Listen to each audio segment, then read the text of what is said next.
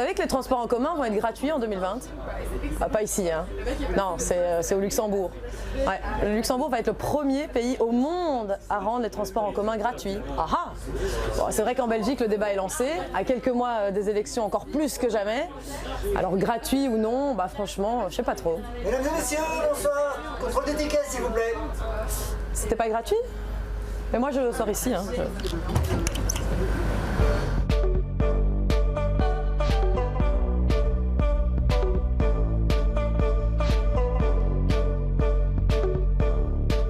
Olivier Mallet, vous êtes chercheur en sciences économiques à l'UCL et si vous êtes ici ce soir, c'est parce que vous avez en 2015 commencé un peu à vous intéresser à la gratuité des transports alors qu'à l'époque, finalement, c'était une question qui était très peu posée. Mais votre avis, vous, il n'a pas changé aujourd'hui, vous êtes pour la gratuité. Pourquoi ? Et oui, je suis résolument pour la gratuité des transports parce que je pense qu'à l'heure de la transition écologique, on doit faire un shift massif de la voiture vers les bus, les trains et les trams. Et pour ça, il faut mettre le paquet. Et donc, il faut réinvestir dans les transports en commun. Mais c'est pas tout. Il va falloir aussi les rendre les plus attractifs possibles. Et comme on sait que le coût est une barrière, il faut rendre les transports gratuits pour qu'un maximum de monde puisse avoir accès aux transports en commun et qu'il y ait un droit à la mobilité pour toutes et tous. Bon, dit comme ça, c'est un peu les portes du paradis de la mobilité. Mais cet argent, on va le chercher où ? Alors, ça coûterait environ 200 millions si on veut rendre la STIB gratuite par exemple. Et il faut mettre ce prix en rapport avec les subsides qu'on donne aujourd'hui aux voitures de société qui s'élèvent en Belgique à entre 2 milliards et 4 milliards d'euros par an. Donc c'est 10 à 20 fois plus que ce qu'il faudrait pour financer la gratuité de la STIB et c'est 2 à 3 fois plus que pour la gratuité de l'ensemble des transports en commun sur tout le territoire belge. Donc si on faisait une croix sur les voitures de société, on pourrait rendre la gratuité 10 fois quoi. On pourrait payer 10 fois la gratuité des transports en commun en Belgique. Exactement, et donc c'est un choix politique qu'on peut faire ou qu'on peut ne pas faire. Et en France, il y a déjà des villes qui ont fait ce choix-là, donc de rendre les bus gratuits. Et les résultats sont là, donc à Aubagne, une ville française, 5000 voitures en moins par jour. À Châteauroux, une autre ville française, 3000 voitures en moins par jour. Et donc ça montre que, quelque part, il y a un énorme potentiel et qu'on peut y accéder en rendant les transports en commun gratuits. Et les citoyens, ils vont vraiment prendre les transports en commun s'ils sont gratuits ? Alors, c'est jamais une solution miracle, hein. Si on veut que les citoyens prennent les transports en commun, il faut à la fois réinvestir, donc pour qu'il y ait davantage de ponctualité, pour qu'il y ait davantage de lignes. À la fois, il faut aussi les inciter à l'utilisation de la voiture, donc en réduisant l'espace public donné à la voiture. Et à la fois, mettre en place la gratuité. Et c'est que si on a ces trois ingrédients qu'on pourra avoir un changement massif. Si on n'a que un des trois ou deux des trois, ça ne marchera pas tout à fait. Ok, mais ça c'est intéressant parce que justement la plupart des personnes qui sont contre la gratuité vont dire mais tout cet argent qu'on investit dans la gratuité, il faudrait l'investir dans les services, dans la sécurité notamment. Il y a pas mal de plaintes de femmes qui ne se sentent pas du tout en sécurité quand elles prennent le métro à minuit. Et donc pour vous, ça pourrait cohabiter avec la gratuité dans les transports, à en croire votre théorie. Exactement, et alors il y a tout à fait moyen de financer à la fois l'amélioration de la qualité, de la sécurité et à la fois l'amélioration de la gratuité. Ok, ça c'est d'un point de vue purement économique, voilà, c'est finançable en tout cas. D'un point de vue politique, c'est possible que les politiques regardent dans ce sens-là ? Donc aujourd'hui, on est dans la tendance inverse, hein. Donc le gouvernement fédéral a retiré 3 milliards de budget dans la SNCB, les retards sont en augmentation. Et donc on est aux antipodes de toute politique de la mobilité ambitieuse. Par contre, avec les marches pour le climat, avec les changements dans les consciences qui se font de plus en plus, avec la volonté des gens de changer leur comportement personnel, on peut espérer que d'ici 5 à 10 ans, la gratuité devienne une idée incontournable et qu'à la fois des villes, à la fois des régions la mettent en place. Et donc moi j'ai bon espoir, quand j'entends que le Luxembourg va rendre l'ensemble de ses trains gratuits à 1 ou 2 ans, ça donne beaucoup d'espoir. On garde quand même l'espoir ici aussi, on l'espère. Mais quand on entend les contre-arguments, j'en prends ici quelques-uns. Gratuit, qui dit gratuit dit aucune valeur. Alors ça veut dire quoi ? Qu'on va commencer à saccager les trains, les trams, parce qu'en fait finalement on ne paye pas pour ces trains et ces trams ? Mais j'entends souvent ça. Dire que ce qui n'a pas de prix n'a pas de valeur est une contre-vérité. Donc dans les villes où on a mis en place la gratuité, par exemple à Aubagne, on n'a pas vu d'augmentation des incivilités. Et à Dunkerque, où la gratuité est là pour les week-ends, on a vu même une diminution des incivilités. Pourquoi ? Parce que quand les gens sont propriétaires d'un bien, et c'est le cas quand il est gratuit, ils se sentent propriétaires, eh bien on le respecte et on y fait attention. Et un autre argument qu'on entend, oui on peut le rendre gratuit, mais alors peut-être juste à certaines couches sociales, pas à tout le monde. Qu'est-ce que vous répondez à ça ? Que quand on essaye de cibler la gratuité sur des publics plus précarisés, souvent ça ne marche pas parce qu'il y a à la fois une stigmatisation et donc on n'a pas envie de faire la démarche pour avoir le droit à la gratuité. Et aussi, il y a des lourdeurs administratives. Et par ailleurs, les gens qui sont au chômage sont dans des situations intermittentes. Ils espèrent ne pas y rester longtemps et donc ne vont pas faire de longues démarches. Et donc, ce qu'on remarque, c'est même dans les endroits où il y avait déjà de la gratuité ciblée sur les chômages et les plus précaires, il n'y allait pas tellement. Par contre, quand on rend la gratuité pour tous, ce sont ces publics qui avaient déjà droit à la gratuité qui y vont. Et donc, moi, mon point, c'est de dire que la gratuité est à la fois écologique, et à la fois sociale, à la fois économiquement viable, et à la fois amènera un nouveau droit à la mobilité. Dans une société où on fait de plus en plus de pression pour être mobile, on doit pouvoir aussi mettre les moyens pour que les gens soient réellement mobiles sans en avoir les frais. Et rendre ça accessible à tous, ce discours-là, quand vous l'avez avec des personnes qui s'y connaissent autant, disons, en économie, est-ce que vous recevez un écho positif ? Alors il y a des débats en sciences économiques. Les économistes ont tendance à vouloir mettre un prix sur tout. Parmi ces débats, moi je me situe dans l'autre option en disant que par la gratuité, on peut à la fois changer les mentalités et à la fois changer les comportements de manière plus rapide que si jamais on continue à mettre des prix sur les choses qui sont essentielles comme le droit à la mobilité et qui sont plus favorables que la voiture. Notre premier invité est vertement pour la gratuité dans les transports en commun. Nous, on est allé poser notre micro dans les rues de Bruxelles et là aussi, les citoyens sont assez enthousiastes. Regardez. Une super idée. Parfait. Peut-être commencer par une journée par semaine où ce serait gratuit alors pour tester et voir un peu ce que ça peut donner, si ça permet de privilégier, enfin si les gens privilégieront alors à ce moment-là le transport en commun. Je prends 2 fois le transport en commun par an et je me tape 2 amendes. Donc Si ce n'était pas gratuit, ce serait bien que ce soit très peu cher.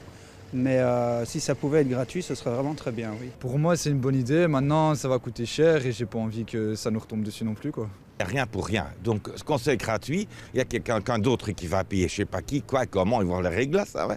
Mais moins cher, certainement.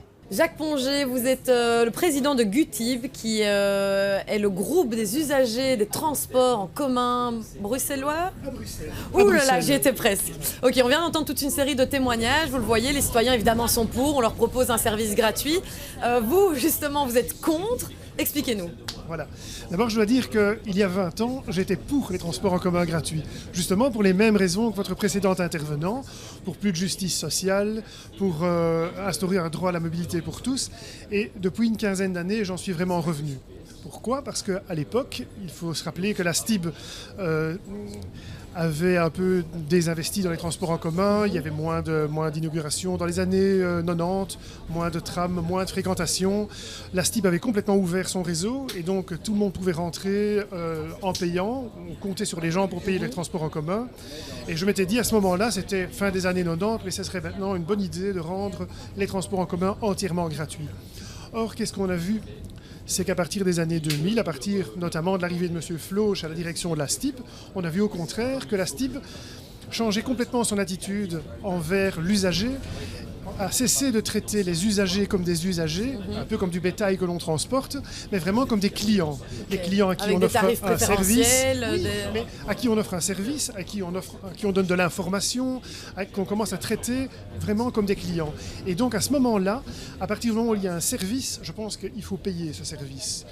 Rien n'est gratuit, comme disait un des intervenants dans le micro-trottoir. Oui. Il faut quand même que quelqu'un le paye. Oui, et ça, on sent justement que c'est vraiment une crainte, parce qu'ils disent tous, oui, bien sûr, mais bon, rien n'est jamais gratuit. Oui, mais on va voir qui paye. Oui, mais bon, ça va être encore une fausse bonne idée, comme on aime l'appeler pour l'instant. Je crois que tous les jeunes sont contents d'avoir quelque chose de gratuit. Enfin, moi, je connais une entreprise où on a un jour offert de la soupe gratuitement sur l'heure du midi à tout le monde, mais il fallait voir les abus. Les gens venaient avant l'heure du midi se servir dans des Tupperware, faire des réserves.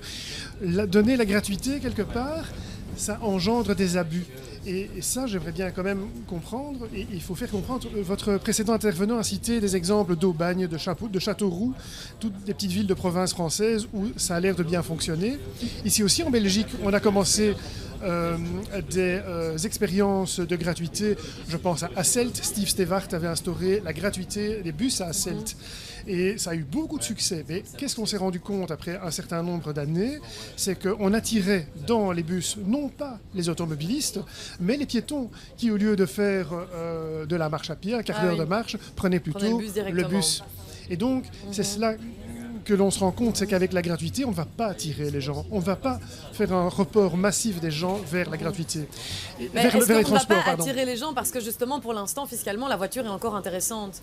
Et ce que disait le précédent intervenant, c'est qu'il faut que tout le monde se mette ensemble, que la voiture ne soit plus intéressante, que la sécurité soit de mise. Et donc, il expliquait qu'il y avait 3 pôles qui devaient cohabiter. Avec ça, vous êtes d'accord? Tout à fait. Mais je suis d'accord qu'on ne va pas attirer les gens dans les transports en commun uniquement avec une seule mesure. Et certainement pas avec la gratuité.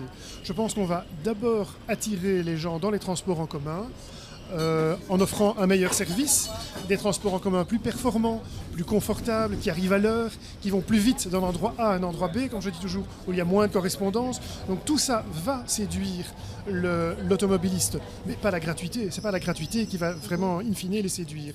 Et aller chercher justement dans des subsides auxquels on ne pense pas forcément, notamment ces subsides aux voitures de société. Qu'est-ce que vous pensez de Je pense cela? que c'est une très bonne chose. C'est une très bonne chose. Mais où va-t-on vraiment chercher les subsides? Enfin, je ne suis pas spécialiste en voitures de société, mais aujourd'hui, la voiture est une sorte de salaire.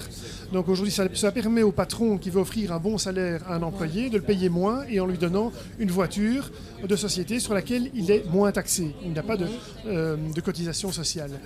Je pense que c'est ça le problème. Le problème se situe au niveau du travail, du droit du travail, de l'impôt sur le travail, et non pas au niveau des transports en commun. Une politique de mobilité cherche vraiment à attirer des gens dans les transports en commun. Et je le répète, ce n'est pas avec la gratuité qu'on y arrivera. Par contre, aujourd'hui, la STIP offre déjà des transports, des facilités, je veux dire, pour les jeunes, pour les personnes âgées. Et tout cela coûte à la STIP. Tout ça coûte, je crois qu'on l'a déjà dit, 60 millions annuellement. D'efforts, de recettes indirectes. C'est déjà un geste pour montrer qu'on va vers le... Avec cet argent, il faut bien se rendre compte qu'on ne va pas acheter plus de bus, qu'on ne va pas prolonger les lignes, qu'on ne va pas offrir plus de fréquences, parce que cet argent est capté pour offrir une gratuité. Juste peut-être, pour terminer, parce qu'il nous reste une petite minute. Oui.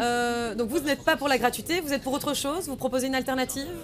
Une piste? Je pense qu'il faudrait d'abord une intégration billettique. Il faudrait qu'au lieu d'acheter son billet, on puisse payer tout simplement avec sa carte de banque, comme on le fait, je pense, à Londres, ou avec sa carte Maestro. On peut simplement passer les portillons. L'argent est directement débité de son compte. Et une fois qu'on passe 2, 3, 4 fois devant le portillon, eh bien, ça se mue en un service journalier ou un tarif. La carte quotidienne, voilà, un tarif quotidien. Voilà. Et donc, ça, c'est vraiment très intéressant. Il faudrait en arriver en Belgique, à Bruxelles singulièrement, où il y a 4 opérateurs de transport en commun, où on puisse, avec un même moyen de paiement, avec sa carte Visa ou avec sa carte Maestro, payer que l'on rentre dans un bus d'ETEC, dans un train ou dans un métro de la STIP. Et vraiment aller vers une intégration. Je pense que c'est ça qui va attirer les gens vers les transports en commun. Et voilà pourquoi pas une piste à exploiter, la gratuité des transports en commun. Êtes-vous pour, êtes-vous contre? Notre premier invité était pour, le second est contre. Eh bien, on vous laisse décider par vous-même. À bientôt dans le tram.